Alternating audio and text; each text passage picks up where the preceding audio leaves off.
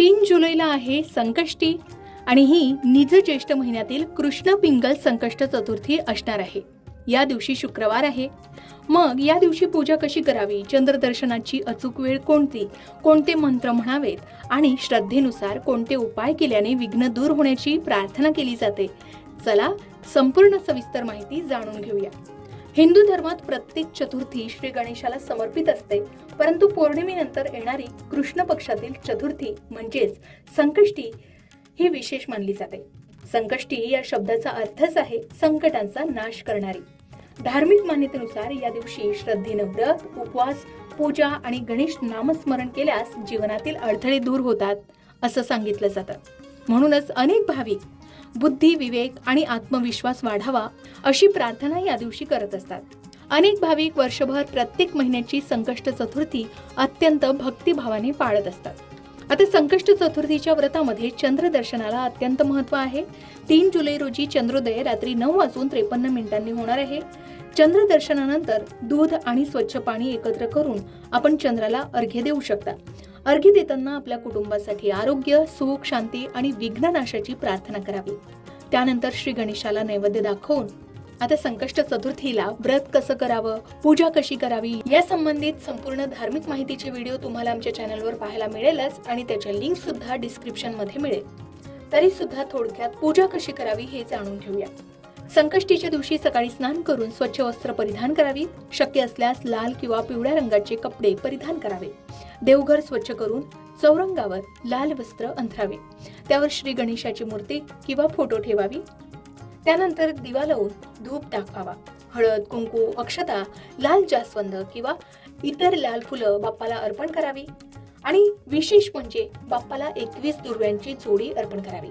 मोदक, लाडू किंवा गुळ खोबऱ्याचा नैवेद्य बाप्पाला अर्पण करावा। त्यानंतर संकष्ट चतुर्थीची व्रतकथा वाचावी किंवा ऐकावी। शेवटी आरती करून संपूर्ण कुटुंबाने एकत्र प्रार्थना करावी। आता पूजेदरम्यान किंवा चंद्रदर्शनानंतर आपण काही मंत्र जाप करू शकता, ज्यामध्ये ओम गण गणपते नमः या मंत्राचा जप 11 किंवा 21 वेळा किंवा 108 वेळा जप करण्याची परंपरा आहे। हा सर्वात लोकप्रिय आणि प्रभावी गणेश मंत्र मानला जातो। त्यानंतर गणेश गायत्री मंत्र ओम एकदंताय विद्महे वक्रतुंडाय धीमहि तन्नो दंती प्रचोदयात आणि शेवटी विघ्ननाशक मंत्र ओम वक्रतुंड महाकाय सूर्यकोटी समप्रभ निर्विघ्नं कुरु मे देव सर्व कार्येषु सर्वदा। असे हे 3 साधे सोपे अतिशय प्रभावी गणेश मंत्र मानले जातात, जे तुम्ही संकष्टीच्या दिवशी जप करू शकता। या दिवशी अनेक जण काही पारंपरिक उपाय सुद्धा करतात।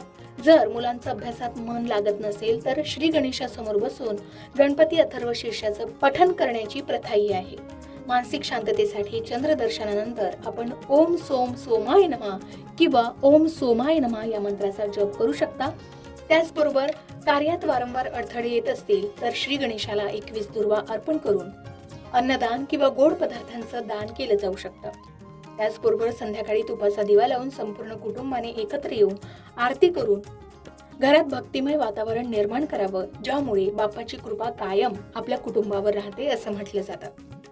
हे उपाय धार्मिक श्रद्धा आणि पारंपरिक आधारित आहे। आपापल्या भागातील प्रथा, परंपरेनुसार आणि आपल्या श्रद्धेनुसार हे उपाय आपण करू शकता। त्याचं फळ प्रत्येक व्यक्तीच्या श्रद्धा, आचरण आणि परिस्थितीनुसार वेगळं असू शकतं। याचबरोबर आपण संकष्ट चतुर्थीचं व्रत करणार असाल किंवा उपवास करणार असाल तर याचा उपवास कसा करावा, तो कधीपासून करावा या संबंधित संपूर्ण माहिती सुद्धा तुम्हाला आमच्या चॅनलवर पाहायला मिळेलच। सोबतच संकष्ट चतुर्थीच्या व्रताच्या दिवशी काही विशेष उपाय केले जातात, जे आधी सांगितलेले आहे, ज्यात शिक्षण आणि बुद्धीसाठी उपाय केले जाऊ शकतात। मानसिक शांततेसाठी ओम सोमाय मंत्राचा जप केला जाऊ शकतो। रखडलेली कामं पूर्ण होण्यासाठी बाप्पाला 21 दुर्व्यांची जोडी अर्पण केल्यानं आणि मनोभावे प्रार्थना केल्यानं कामातील अडथळे दूर होण्यास मदत होते अशी श्रद्धा आहे। आपण हा उपाय सुद्धा या दिवशी करू शकता। आर्थिक स्थैर्यासाठी बाप्पाला आवडणारे मोदक नैवेद्य म्हणून दाखवावे आणि ते गरजू व्यक्तींना अन्नदान स्वरूपात द्यावेत असं सांगितलं जातं। सोबतच संध्याकाळी तुपाचा दिवा लावून बाप्पाला संपूर्ण कुटुंबासह कुटुंबातील सुख शांतीसाठी प्रार्थना करावी। यामुळे सुद्धा घरात सौख्य लाभतं असं सांगितलं जातं।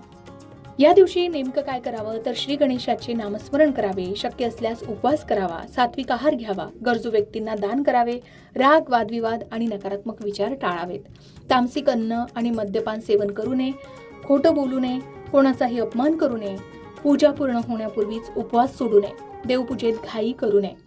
संकष्ट चतुर्थीशी संबंधित अनेक उपाय आहेत, ज्याचे फळ प्रत्येक व्यक्तीच्या श्रद्धा, आचरण आणि परिस्थितीनुसार तसेच त्या भागातील प्रथा परंपरेनुसार वेगळे असू शकते.